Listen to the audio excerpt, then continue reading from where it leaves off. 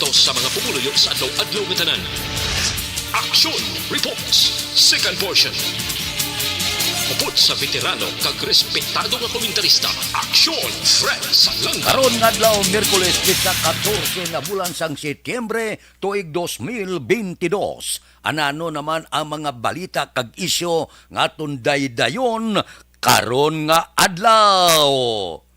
Executive Order number 3 ni Presidente Bongbong Marcos. Executive Order number 33 ni Mayor Albi Benitez. Subong man, ikadwa nga sa Kamara, second reading ko no, ginaprubahan, i-postpone gid ang barangay kag SK election, may final pa. May third reading pa. Ining aton mga balita kag isyu idulong sa aton sang D3 Bayo. Dako mabulig sang D3 Bayo sa pagkakasang kagaw nga nagtapik sa aton kanto. Barangay 684. Drama komedya nga nagatalakay sa mga hitabo sa kabuhi. Isyu politikal, siyensya, kag kinaugali sa sulod kag guwa sang pungsod Pilipinas. Oh my God!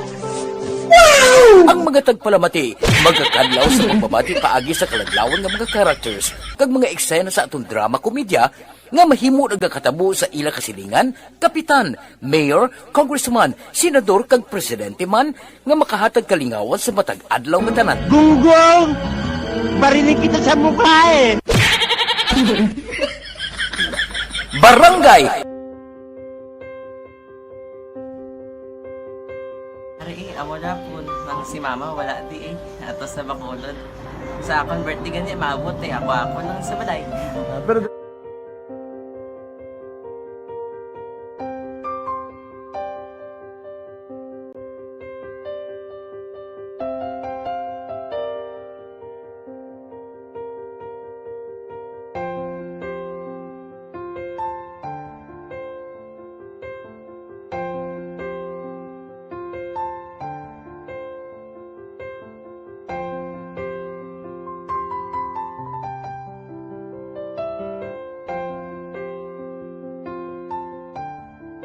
nga kapungsuran sa Southeast Asia kag iban pagid nga nasyon wala naman sang ginreport nga pagtaas ang kaso sang COVID. Bisan pa nga ini sila hindi masyado ka strikto sa pagsuksok sang face mask. Amo ina ang pipila sa ginpasihan sang Executive Order number 3 ni Presidente Bongbong Marcos. Pero kabalo bala kamo nga antes sa pag-isyo sang Executive Order number 3 tatlo na ka mga LGOs Cebu, Iloilo kag Negros Occidental ang nagpahayag man sang opsyonal nga pagsuksok sang face mask sa outdoor.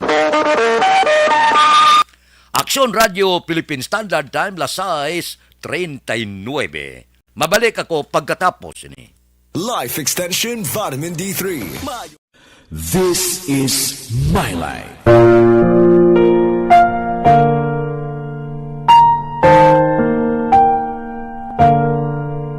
This is my life. Ang tagsa katawo may kaugalingon nga istorya. Ang tagsa katawo may pinasahi nga inagihan sa kabuhi. Ang imo pagpasimpalad, pangabuhi kag kabudlayan, personal man o kung pamilya, hatagan sang kabuhi, diri sa This is my life. This is my life. Magahatag sang kalingawan sa kahanginan sa mga mapuslanon nga impormasyon kag kasaysayan. This is my life. Hi, ako si Boy Duran, kaya I've been with Action Radio for almost mga 27 years. I'm Action Artay Kupon, the anchorman of Action Hotline program. I've been in Action Radio for more than 15 years. Hi everyone, I'm Wilma Antopina Sugaton. They call me Tito Wilma. I've been in Action Radio Bacolod for almost 2 decades. Ako si Rex Cantong, News Director at the same time Program Director sa Action Radio Bacolod. This is our 53rd anniversary story. Sa nagapadayon nga pandemya, hangkat para sa pungsod Pilipinas ang budget nga kinahanglan sa mga programa agon mapunggan ang paglaton sa COVID-19. Apang bulan sa Agosto nagwa ang balita. Si Castillo gidmani ang napatay ni kitingala mo sa mga pasunib lang. Anong nalabutan niyo sa investigasyon, Sir Man? Pagbinuhan ay tiro sa mga katapos-ang PDEA kag PNP. Klaro ni nga misencounter gid ni. Apat ka mga persona na patay sa naglutad nga shootout sa tunga sang Pag champion ang ginamit mo, may pagkakataon kang maging milyonaryo.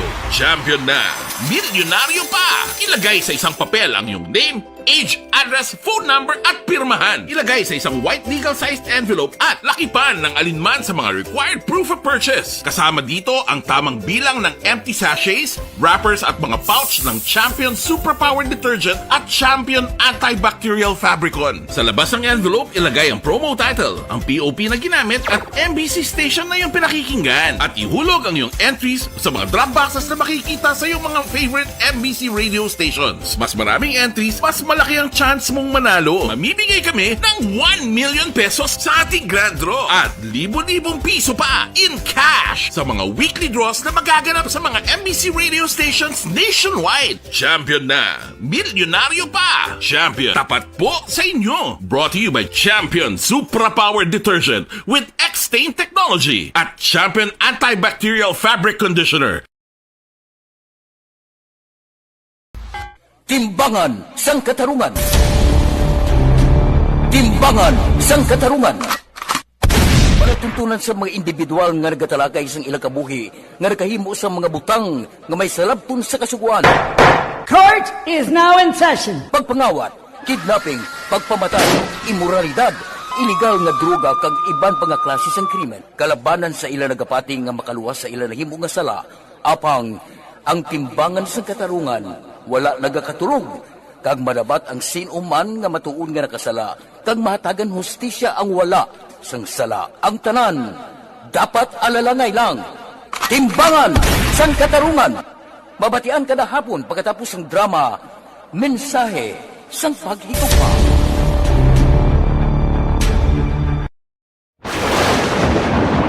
Ang elementary nga evacuation center na concern din baha man. Uy, kasi tinagaman amat kumansaka ang tubig. Actually, ko po Di ba medyo mataas na ang tubig, so ginaulat natin nga pasiwala nga ng traffic to or nag-transit dito sa sulod. Ang continuous rain ang nag-isang sa factor sa pagsaka at sining tubig sa subong.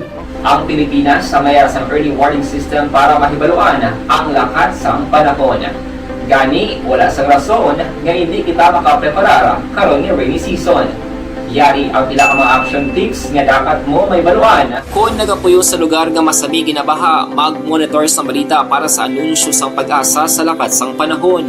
Isa sa pinakapos nga pamaagi para malikawan nga magsulod ang baha sa balay, among paggamit sang sandbag.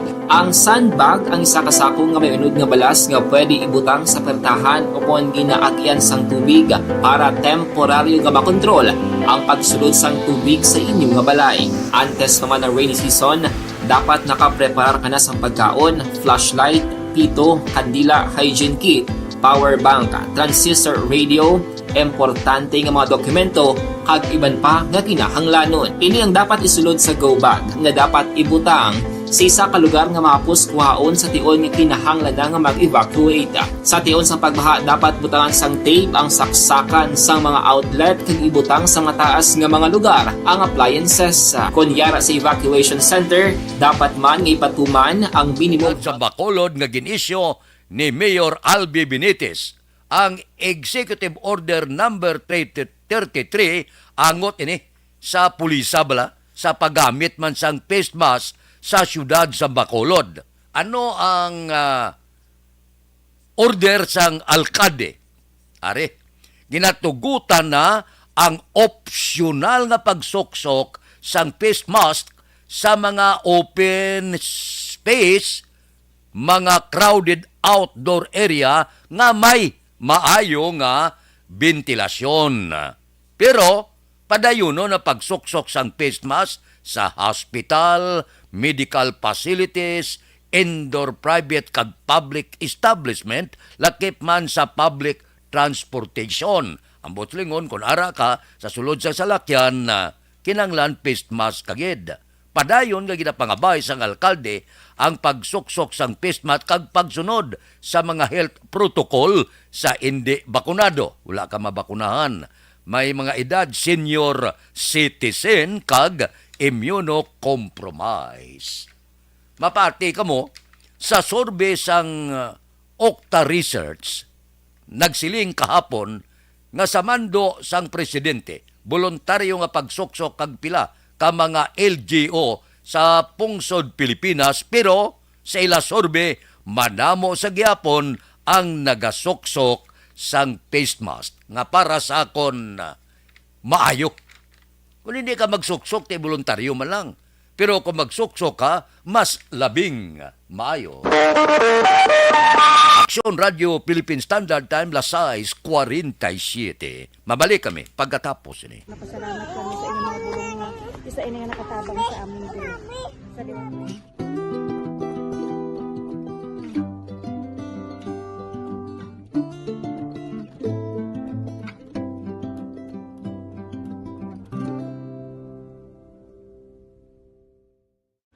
ang pagbulig sa isig kapareho, hindi mabayaran sang anuman nga kantidad. Rason kun nga ang nagapati ang Aksyon Radyo Bacolod nga ang pagbulig, hindi kinahanglan dako o kun madamo. Ang importante, may tion nga ginpalabot ang bulig sa mas nagakinahanglan.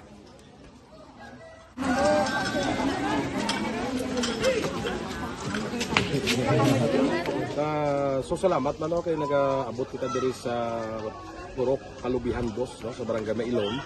We understand nga daw talaga sala na din sa kaan nga lugar sa periodo sa mga activities. So nagapasalamat kita kay nakaserbisyo kita sa madamo naton diri nga mga pumuluyo, no. Pasalamat man kita kay Kapitan I. Torres sa mga katapo sang Bago City Health Office sa pagpumuno ni Dr. Ferdinand Mayoga kag sa tanan nga pumuluyo dire sa Purok Mailom, sa Barangay Mailom for welcoming us sa atong sining medical mission dire. We hope someday makabalik kita dire kag makahatag liwat sa kun ano aton nga ma-share sa aton nga mapumuluyo dire sa Barangay Mailom. Ang Barangay Mailom sa syudad sang Bago ang isa sa pinakamalayo nga barangay sa amuman nga syudad. Aminado naman ang pila ka mga residente sa lugar nga tumalagsahon lamang sila nga makabaton sang pila ka mga serbisyo gikan sa gobyerno bangod man sa kalayoon sang ilang nga lugar. Ilabi na ang bulig para naman mapaayo pa ang ila ikaayong lawas. Rason ko nga nagapasalamat sila sa Aksyon Radyo Bacolod nga naghimo sang inisyatibo nga malabot ang ila komunidad kag mahatagan sila sang mas nagakaigo nga pagbulig. Mga ano nga wala kwarta para magpa-check up. Nagano kami libre sila nga check up diri hatag ang mga bulong kag vitamin sa mga bata man naman damo gid salamat. Nanging kaupod man sang Aksyon Radyo Bacolod sa sining nga aktibidad ang katapo sang Bago City Health Office, gikan man sa ilang local government unit sa pagpangunan ni Mayor Nicolas Yulo, kaupod man ang Barangay Council sang Barangay Mailom sa syudad sang Bago. So, una nagapasalamat ako sa Aksyon Radio nga naghatag sini sang isa ka programa nga medical mission kag nagapasalamat dito sa dako sa kaya ang Corman Boy Duran sa ilan ni Ma'am Dorel kag sa team sa Aksyon Radio. And dako na ni nga bulig para sa akong barangay kag sa tawo sang Purok Kalubihan Dos sa paghatag sang libre nga bulong. So kami nga mga barangay officials nagapasalamat man sa tanan nga mga doctors, sa midwife, DFW nga naghatag man sang ila oras sa pag atipan sang akong mga tao. So again, mayong agakag madamo gid salamat.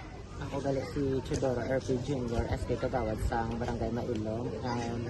Nagapasalamat ko sa ini nga medical mission nga natabo sa subong sa diri nga purok kay syempre damo gid ang kakinahanglan sang mga amo nga limuon or hilikoton kag pagkapasalamat dito ay nga nakabulig kamo di sa amon. Amo lang sila. Regarding sa Action Radio Bacolod, hindi pasalamat kami sa LTO ng ginatag sa amon paghatag sa medical mission diri sa Purok Kalubihan Dos. Salamat dito nga yung patigayan ng mga activity together man sa amon nga CHO kag sa amon nga barangay council. Ako si SK Chairman Clerk de la Peña, nagpasalamat kid sa Action Radio Bacolod.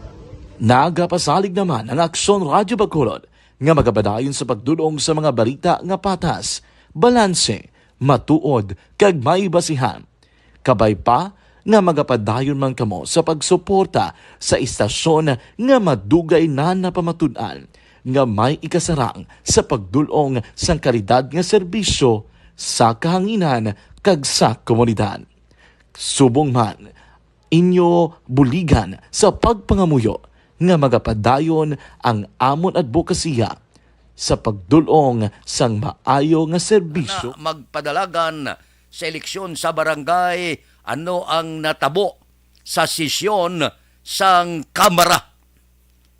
Kahapon, ginaprubahan sa second reading ang hagna nga paisulon sa Disyembre ang barangay Sanggunian, Disyembre tuig 2023. Ambot silingon paisulon isa ka tuig.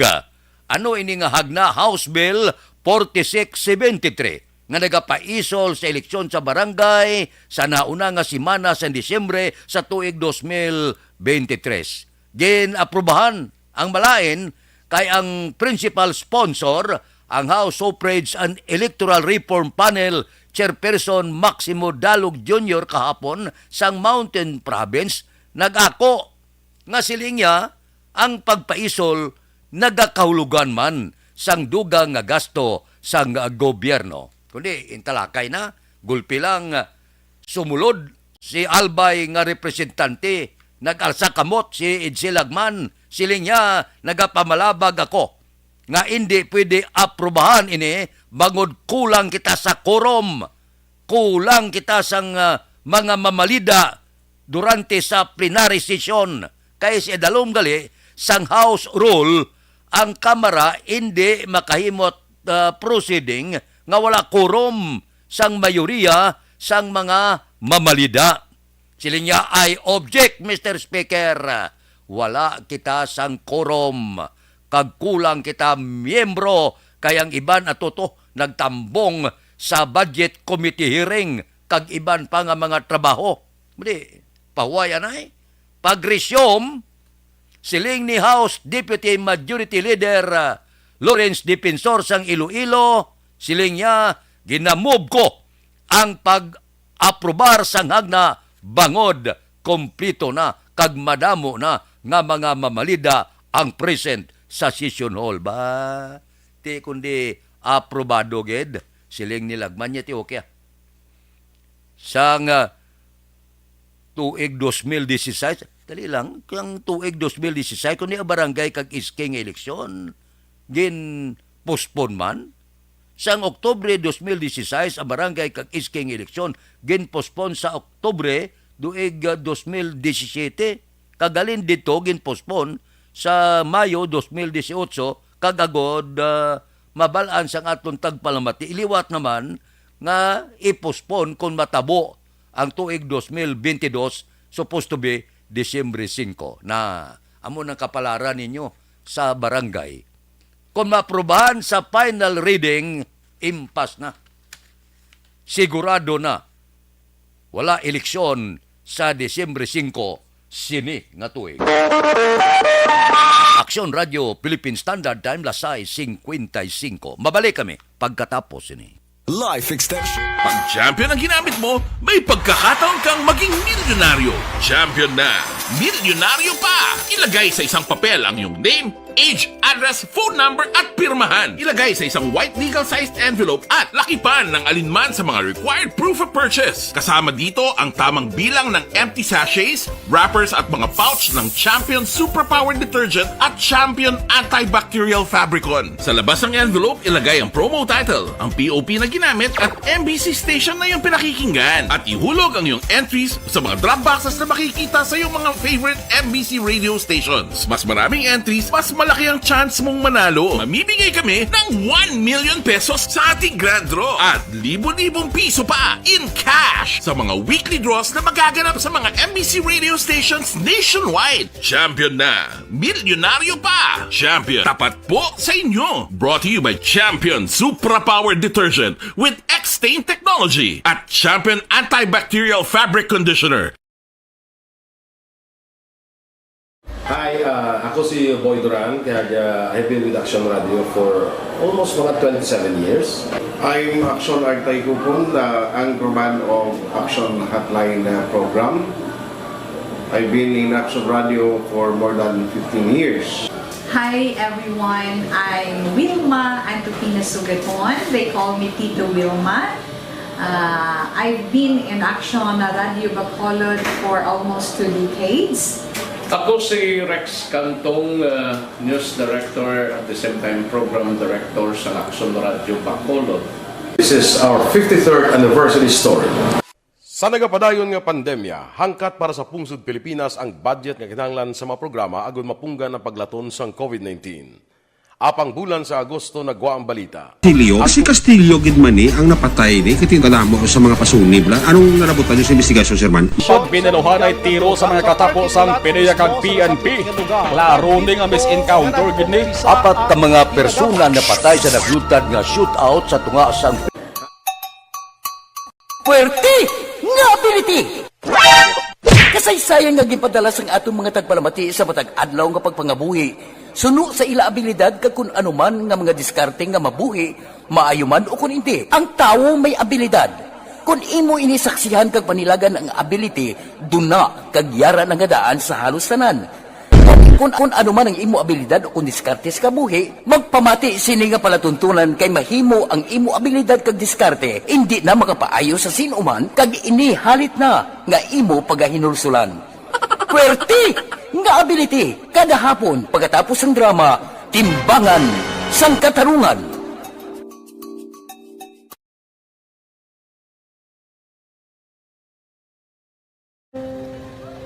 Kung sana ano nang nahuya ako mahulam ay Jimmy pigado tas kay ano ko sila madisurbo ko sila lang tapos kita kakulbaan ko kay basi hindi ko mapasar kay